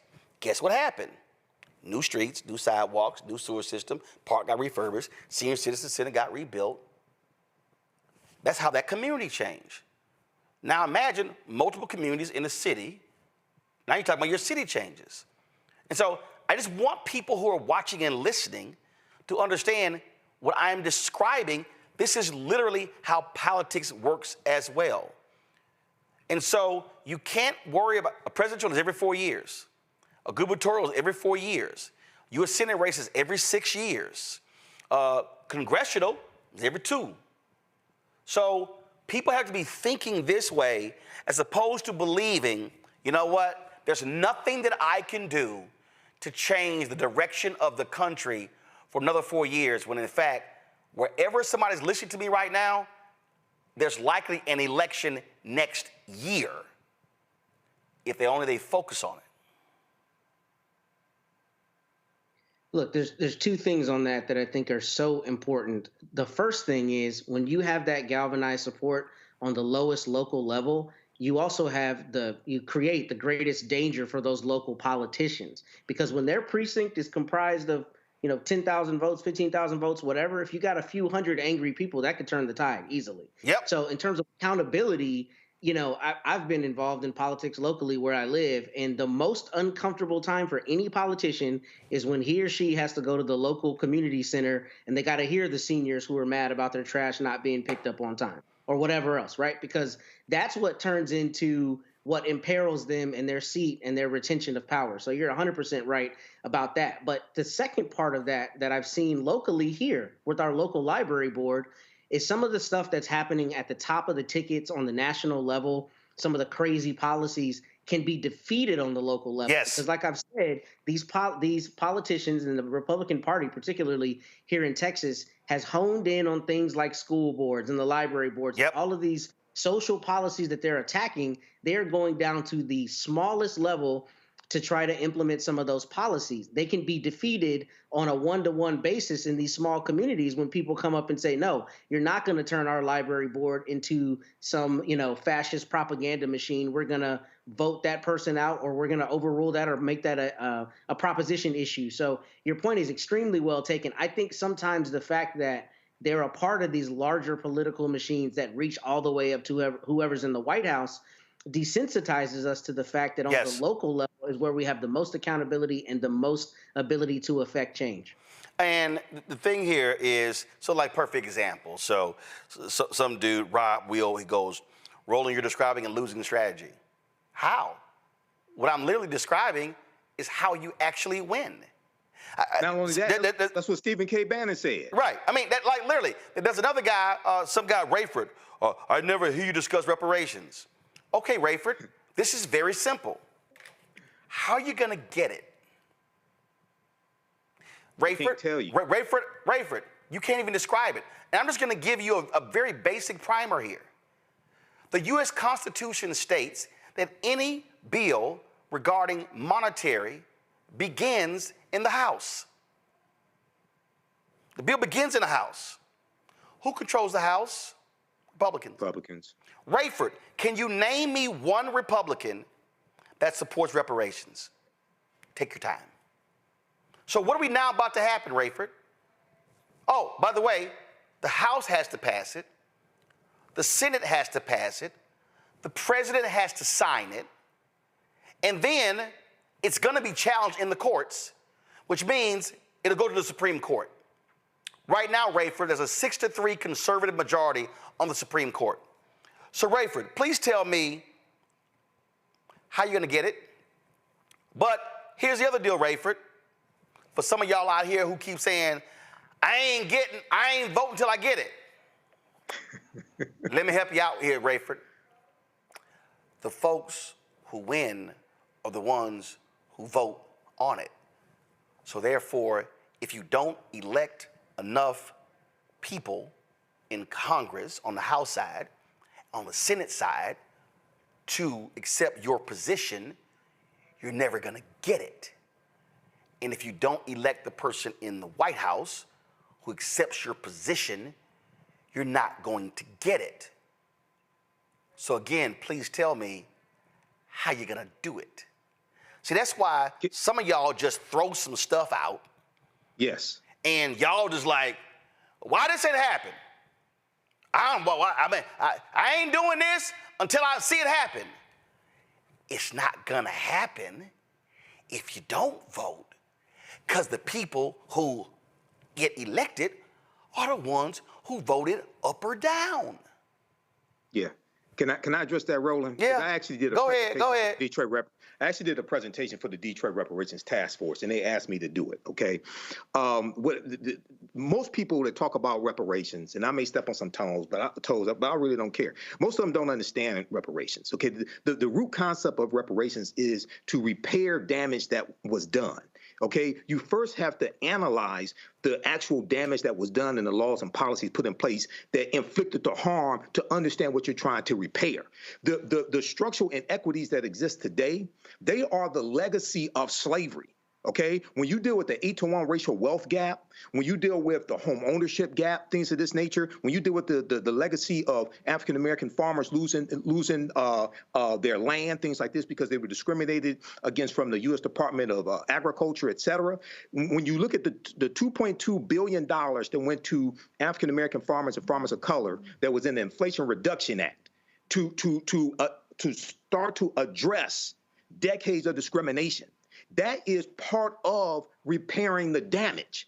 No Republicans in the House or the Senate voted for the Inflation Reduction Act. Okay, so you have to understand how to attack the structural inequities that exist today, and put laws and policies in place to do that. Just thinking that you're going to get cash payments or get 27 trillion, whatever the hell number you want to put on it, that's not going to happen. Because also, when you study Title VI of the 1964 Civil Rights Act, Section 601, non-discrimination and federally assisted programs, race-based policies are illegal at the federal level. So thinking that you're going to get massive cash payments, trillions of dollars for the descendants of African Americans. That's not going to happen. It's not going to pass the House. It's not going to pass the Senate. You need 60 votes in the Senate. No Republicans support reparations, okay? Then if somehow it does pass and get signed into law, it's going to be overturned by a 6-3 conservative Supreme Court. So people really have to understand the process of how to repair the damage that's been done. But a lot of this stuff out here, and I'm just going to be honest, I don't care who doesn't like it, a lot of people are pimping reparations, and they're preying on Black people's emotions out here. Now, you do have a lot of African Americans, I know them, who are very sincere, and that they've been involved in the struggle for decades. But you also have some reparations pimps out here as well. You got to be able to distinguish the two. Kelly, here's very interesting. See, this is why I love when I love these people who assume that, that I don't pay attention to the comments. Oh, but I do. So Peter Groff posted this in our chat. He said, what Roland Martin is describing is exactly what we did in Colorado in the early 2000s, and the state has been blue for the last 24 years. We built a local infrastructure first, then the DNC came in. When I hit 3 churches in Detroit on Sunday, what I said to them was, you literally have power if you use it. I talked about hitting at 70%. When I was in Mobile, Alabama, legal folks fought to create a 2nd district, but it's an opportunity district. It's not a Black district, but 45% of the district is Black. Shamari Figures wins that seat.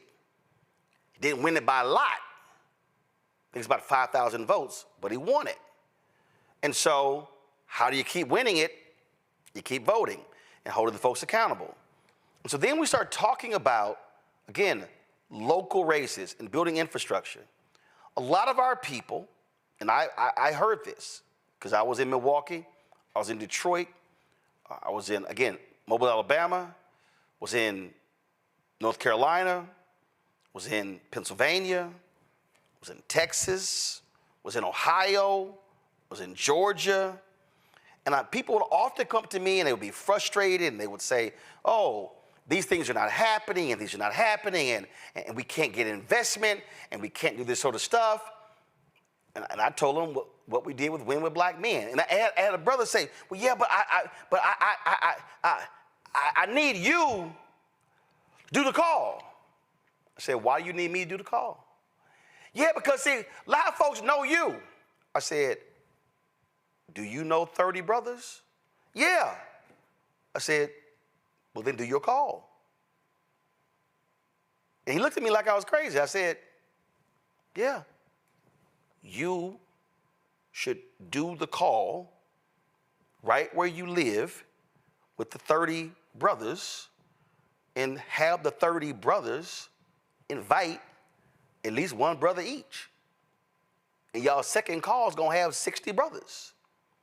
The thing for a lot of people is they actually don't, it's getting them to actually believe that they can be empowered to change this game without asking or without waiting for permission. Yes. Seize the power. Hold on, Kelly, go ahead. I'm sorry, yep. I certainly see your point. I just think that a majority of Americans in general, not just Black Americans, but any marginalized group, is tired of having to do it themselves, right? Like, your examples so far include those who either already have money, already have a wherewithal, already have a mindset to change. But actually, that's not true. My parents didn't have money. The example that I described of the 7 or 8 people who started the Civic Club, only one person went to college. A brother went to Rice University. These people didn't have money. Now, you're right. They had a desire to change, but their desire was a very small one, and it built from there. But they didn't have money. They didn't have money. Sure. I mean, I remember hand making signs, so I know they didn't have money. I understand what you're saying. And I'm not trying to come up with excuses. That's not where I'm getting at with this. But those who actually need the change don't have that mindset. So how do you reach them? Or Easy. do they just get left behind? No, we have this very conversation, and then people spread this conversation, and people take it. In fact, somebody else commented. They said, "Oh my God, my sister, she met Roland. This is exactly what they did." I've literally traveled the country and met people who watched this show who said, "We did exactly what y'all talked about, and it worked." So part of the problem, I think, is that we're not having this granular, small, local-based conversation enough. It's always this national discussion where you got to raise $100 million, and then otherwise it can't work.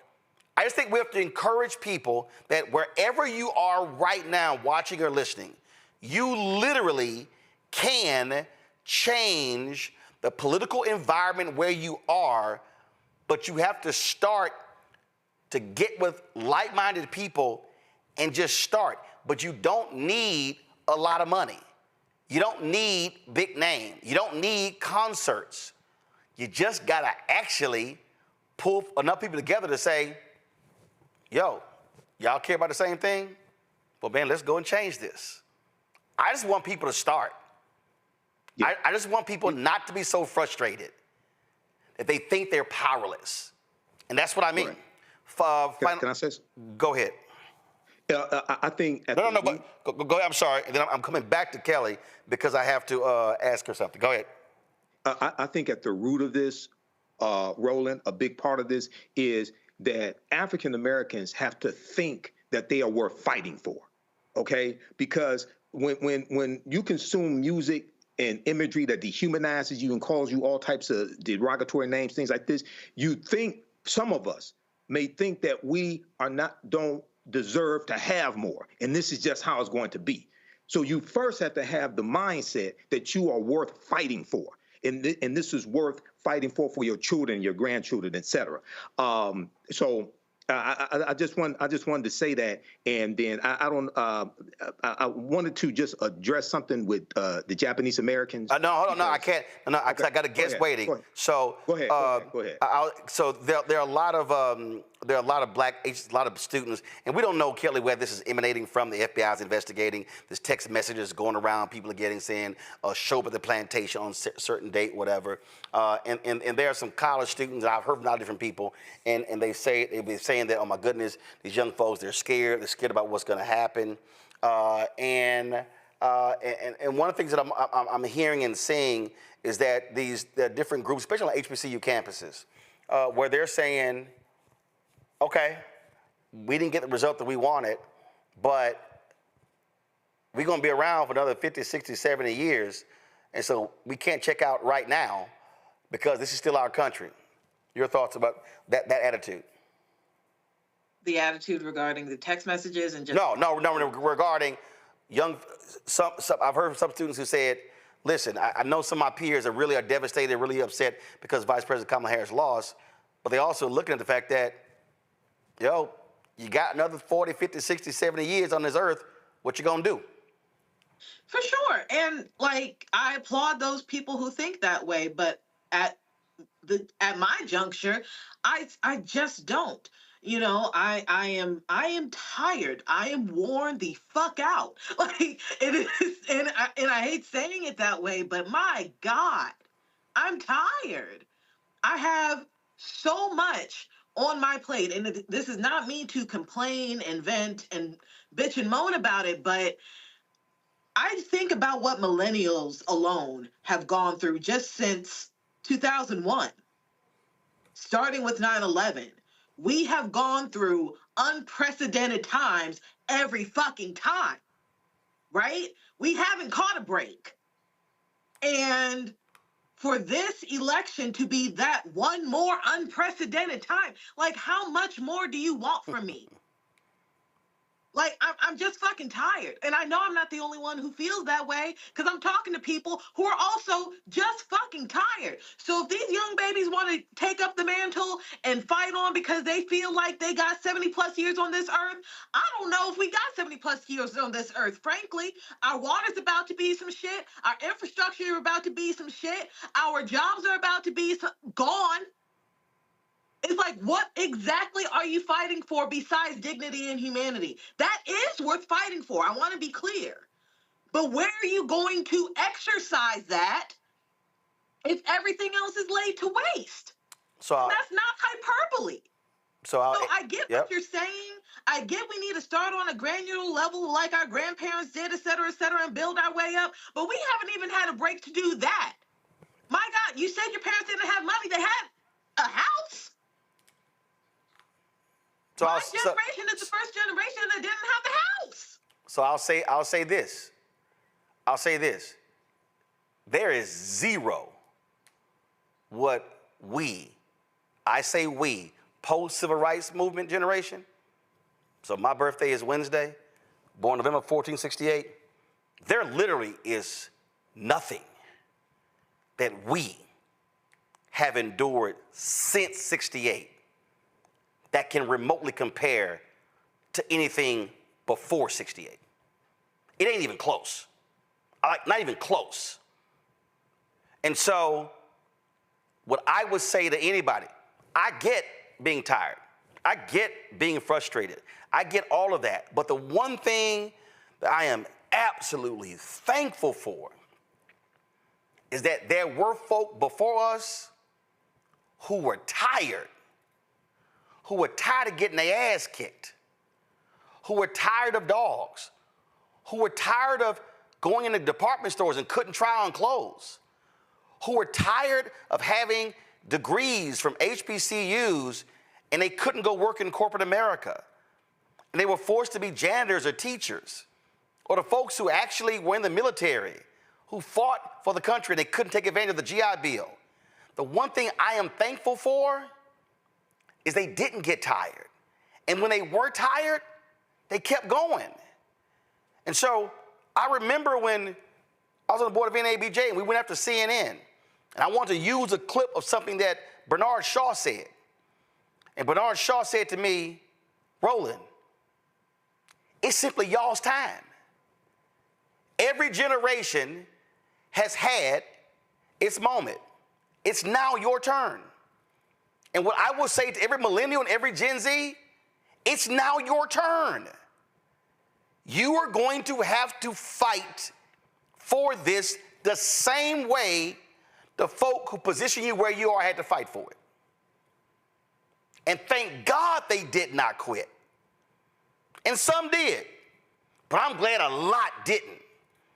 And I'm glad they persevered. And I'm glad they fought through. But they absolutely got their asses whooped. They couldn't even look white folks in the eye walking down the street. They had to actually step aside.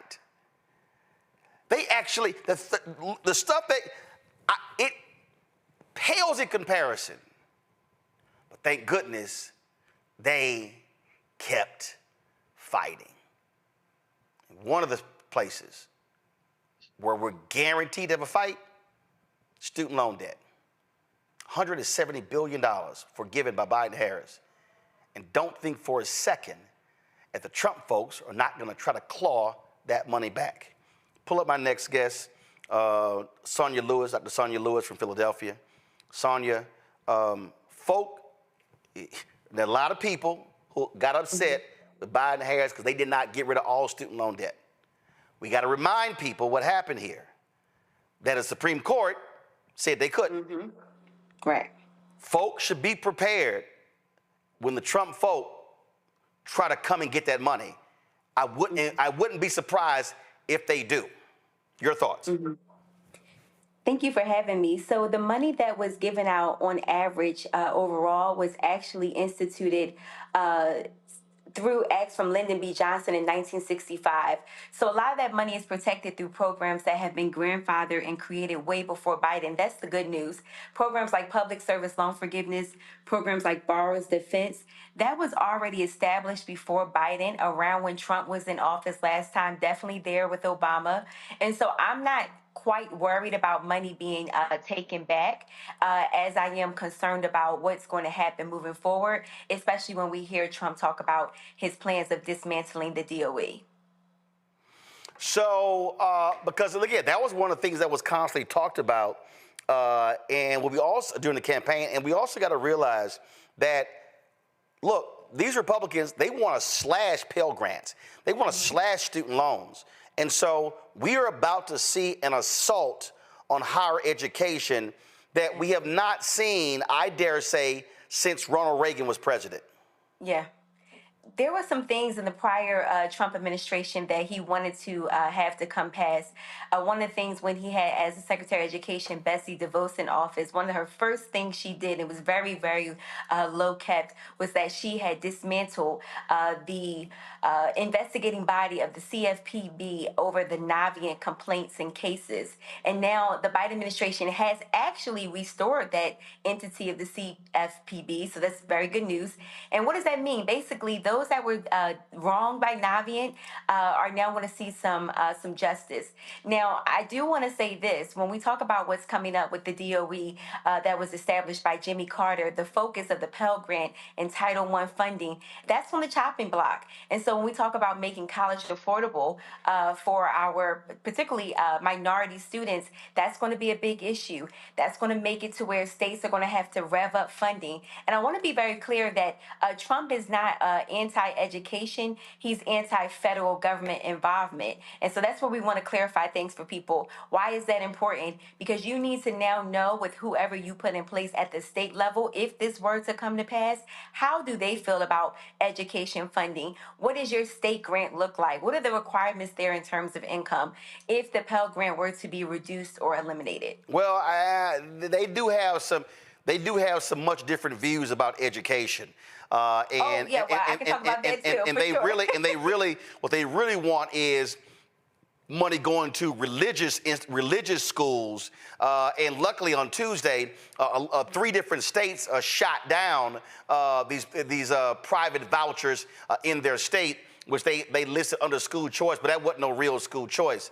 But folks just got to be ready for that. So any questions about student loans from our panel? I'll start with you, Matt. Yeah, my question is, how realistically could Mr. Biden just wipe away student loan debt? I paid my student loans the other day, and I keep thinking, if this is a time for presidential immunity, it is getting rid of my student loan debt. But jokes aside, I mean, is there anything that this administration could do in the short term, or that you anticipate they might do in the short term to alleviate stress for people who are paying student loans? So technically, that's a great question. He has authority under the 1965 Higher Education Act to do so with Secretary Cardona. It would just cause a big uproar. And to be very honest with you, I don't know, like let's say tomorrow he actually put that act through as an act he could do, right? But then it's like by the time they actually cleared your student loan debt, could that happen before January 20th? And what type of litigation and legal troubles could it face and be kind of where we're already at? So what we want to focus on is what can you take advantage of now that is in place still before January 20th. You must act like your student loans are on fire. And so what that means is you need to be aware of what repayment plans are available to you. The SAVE plan is on hold, and I'm going to be honest with you, I don't think it's coming back. That was the plan that was supposed to forgive and also reduce student loan payments. So now we have to look at some affordable options. The next thing is, are you in a place where you can receive credit for public service loan forgiveness? There's a program called TEPSLF, Temporary Expanded Public Service Loan Forgiveness. Well, that program technically ended in October of 22, but the Biden administration has kept it on with some provisions, but that may go away. So all of the people that are watching tonight, if you ever worked in a non or not-for-profit field, education, government, 2007 to 2022 of October, you need to get that credit for working in those fields now, regardless if you ever made a payment, as long as you were in good standing or not in school. We've got the Borrower's Defense Program that you may be eligible for. That program is really, really important to tap into because there are so many schools, about 250 of them, that were found to be doing wrongdoing. And so if you went to a school like a University of Phoenix or DeVry, these schools are listed online on studentaid.gov. You need to put that application in. Everything that could be possibly eligible for, that you could be eligible for, you've got to get that in before January 20th. And the last thing is making sure that everybody understands the status of their loans. A lot of people have not logged in since pandemic times to studentaid.gov. You need to know if you are in default. How is this going to impact your credit, your home buying? And so how realistic is it to get some more forgiveness? There is going to be more forgiveness. I know that based off of the programs that I just mentioned. But the reality is I don't want people to be skipped for what they could be owed. Michael. Hey, Dr. Sonia, when we looked at President Joe Biden's executive order on student loan forgiveness, wasn't that also used in the HEROES Act of 2003, passed by Congress? That was the argument, the legal argument that they were making, and it gave the president the authority to discharge debt in times of emergency. So it was based upon the coronavirus emergency. So can you just explain quickly, because a lot of people don't understand this, why he couldn't discharge all student loan debt? It was targeted. Because the Supreme Court said no. They said he didn't have the power. That was the wrong thing to use. It was the wrong thing to use. You know, I'm not a lawyer, and even I knew that that was the wrong act to go under because that was a provision for pandemic times. Your student loan debt was before pandemic times. So when that went through, I'm like, who wrote this? I'm going to be honest with you. I was disappointed because the student loan problem didn't happen or get exacerbated because of the pandemic. If anything, the pause was nice. The no interest, no payments, that was great. But that wasn't a pandemic problem, so I knew that was going to get rolled out. Again, the act that they should have went under, which they were trying to as of recently, if there would have been another term, would have been the Higher Education Act of 1965. That would have been the act that would have given them more wiggle room to get these loans forgiven under. Kelly? So do you think, okay, go ahead. No real question. Just what are true next steps? So my biggest concern are for the people who are in the pipeline who didn't get a yay or an A. So what exactly happens to them? And what happens to the people whose loans were forgiven? Does it just roll back, or do we not know because the administration hasn't done anything yet? Yeah, you know, that's one of the things I'm not reading or just in my studies that I'm seeing that would be a possibility in terms of them rolling back loans. Because again, guys, the loan forgiveness that has come through was through public service loan forgiveness, borrower's defense, teacher loan forgiveness, programs that were cleaned up through the Biden administration. I think they did a hell of a job doing it. That's not going to be rolled back because that was in place before Trump, before Biden, before Obama, and so forth. Again, a lot of this got instituted around Lyndon B. Johnson. So I don't think that's going to be rolled back. But when we talk about what's coming up, great question. What we have to understand and be informed and educated this time, this is why these conversations matter. When we hear Trump talk about the DOE and dismantling, there's also something he wants to institute called the American Academy, where he wants to tax private endowments, and he wants to fund an education system, an academy, if you will, that will be on par with receiving an associate's or an accredited bachelor's degree that's free for all Americans. Americans that have never completed another institution can be grandfathered into that institution and use their old credit to finish up, trying to make the U.S. more competitive and free. So it sounds really, really good, right? But there's so many flaws into it that we don't have just enough time to get into tonight. But it's very, very important that people are aware as to what's on the table, as to what changes could occur. And again, if it were to occur, you now need to be paying close attention at who you are putting in office, who you are voting for or not voting for when it comes to state elections. Where is your tax dollars at the state level going to go, because that's what this is boiling down to. And so when we talk about people being prepared, well, they've got to be prepared for repayment. This is going to be the first year in about 4 years that they're going to actually be able to garnish taxed wages. So if you were expecting a refund check, but your student loans are in default, that's not coming. And then right after that, they start garnishing your wages. Your credit score has probably fallen, and as of October 1st, if you were behind on your student loan payments, because that's when it started to report. So there's so many things that people have to be aware of, that this is not yesterday's student loans. We are back into the times in which, quite frankly, it's a mirror of when Trump was in office before. All right, then. Sonia, we certainly appreciate it. Thank you so very much for joining us. Thank you. Have a great day. Folks, 7 years ago, after Donald Trump held his news conference at what happened in Charlottesville, I did a commentary on the Tom Joyner Morning Show that we also simulcast on TV One. 4 years ago, we ran that on this show prior to about 81 days out from the election. And so, you know what? I think that I thought it was time to show that again, so folk can understand what the stakes are. And it sort of alludes to what I was saying earlier, why we can't be in a position where we are giving up when we do have something to fight for. Roland.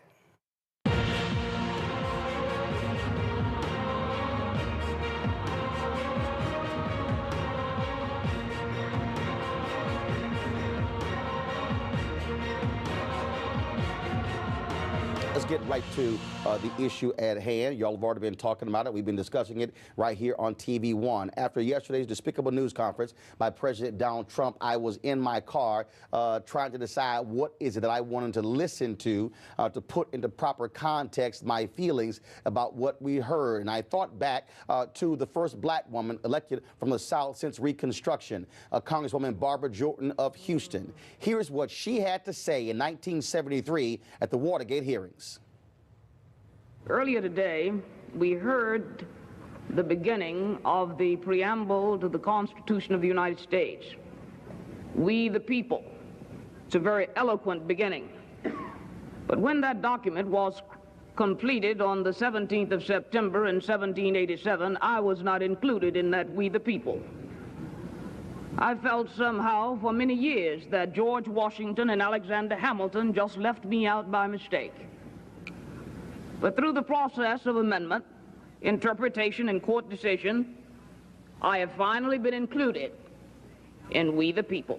Today, I am an inquisitor, and hyperbole would not be fictional and would not overstate the solemnness that I feel right now. My faith in the Constitution is whole, it is complete, and I am not going to sit here and be an idle spectator to the diminution, the subversion, the destruction of the Constitution.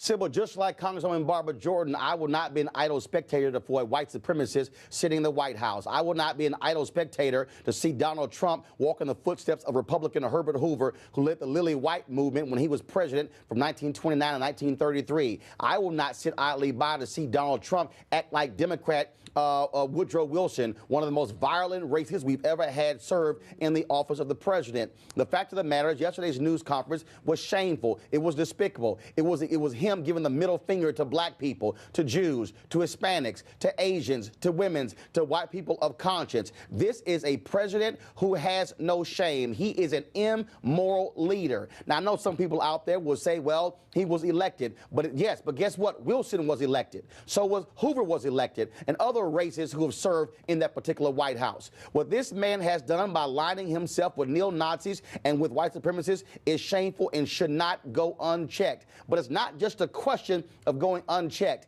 We must do more than simply tweet and comment on Facebook. This is a challenge. This is a declaration of war. I also talked about, again, what I was listening to, and I had to play this, Tom, by Reverend Charles Jenkins. Many of you might have heard this. So when the enemy is swinging at you, you can't go down or fall down. You got to swing back.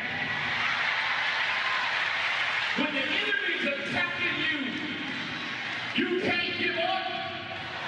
You can't throw in the towel. But you got to get yourself together.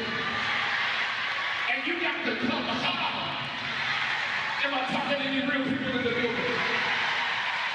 So when the enemy comes at you, you got to know that the weapons of our warfare are not carnal, but mighty to the pulling down of strongholds. You got some weapons, and you can't take it laying down, but you got to fight back. So when the enemy comes at you, you got to say, you know what, devil? I'm not going to break down. I'm not going to fall down. I'm not going to go down. I'm going to get my Holy Ghost swag. And I'm going to say, peace means war.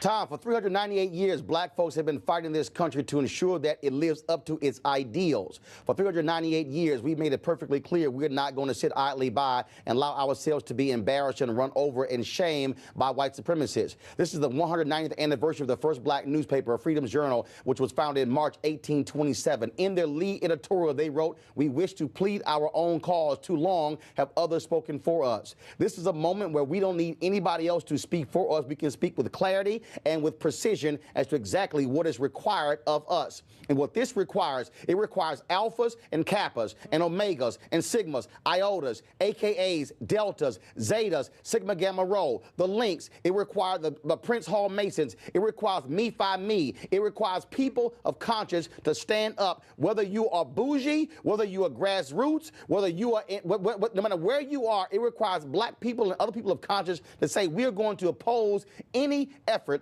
to go back to the days of Jim Crow, to go back to the days after Reconstruction when you had the Redeemer movement by Democrats, when the Lily White movement by white folks as well in this country on the Republican side. We have seen this before, and every time it has happened, we fought back. And what that means is it's time for folks to stand up and mobilize and organize. It means that when it comes to the ballot box, I don't care who you are. I don't want to hear anybody say my vote does not matter, because when you see a white supremacist at 1600 Pennsylvania Avenue, all you need, that's the only proof you need to show your vote does indeed matter. What that means is we need people in Virginia, in Tennessee, in Mississippi, in Alabama, in Texas, in Georgia, in Florida, in Illinois, in California, in Wisconsin, in Michigan, in Pennsylvania to say enough is enough. What it means for us to go to city council meetings, county commissioner meetings, state meetings, go to the governor's mansion and say we are going to rain a holy hell down on any politician who stands with Donald Trump.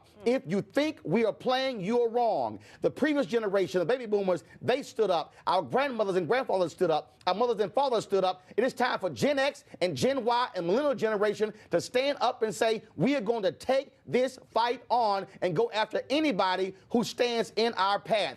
I will not stand idly by and listen to Donald Trump anymore. I will not listen to a man who is an immoral leader. I will not listen to anybody, whether they are black Republican, who agrees with him, who voted for him, who continues to apologize for him. And you will be name-checked, you will be embarrassed, and you will not be invited to anything that involves black people. It is time for us to call people out. It is time for us to realize that we cannot wait. In 2018, we're going to commemorate the 50th anniversary of Dr. King being assassinated. We're going to focus on the 50th anniversary of the Kerner Commission's report on the race riots in 1967. Do understand this is a moment where people are going to have to decide whose side they are on. Are you on the side of righteousness, or are you on the side of bigotry? Are you on the side of just people, or are you on the side of white supremacists? There is not going to be any effort to say I can stand on either one. And I don't care who you are, if you're a Republican or a Democrat, you have been served notice. If you stand with this man, if you support white nationalist policies,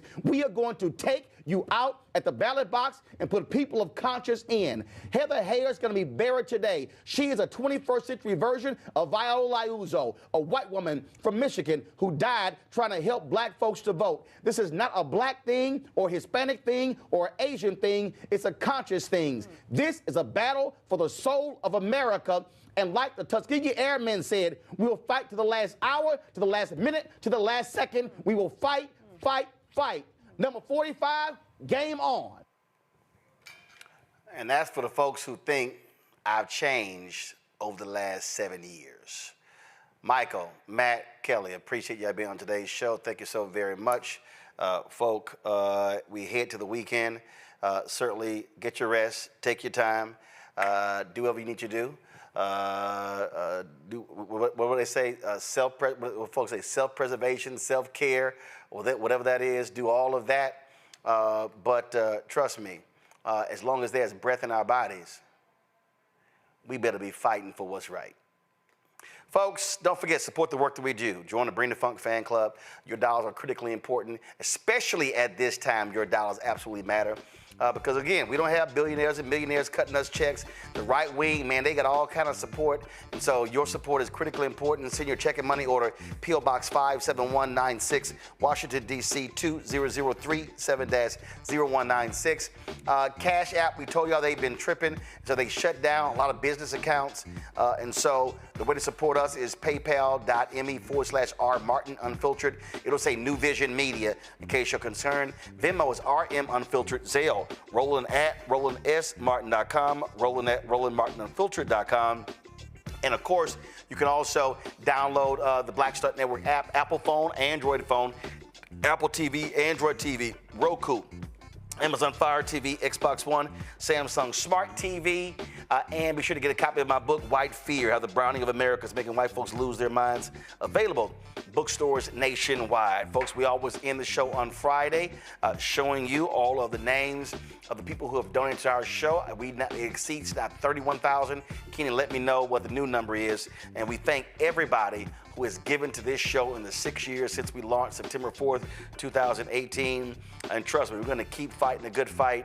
Our goal is to raise an additional $2 million next year so we can launch additional shows. We would love to launch a show with a millennial host, a Gen Z host, getting their voices out there. And so please support the work that we do. Folks, y'all have a great one. Holla!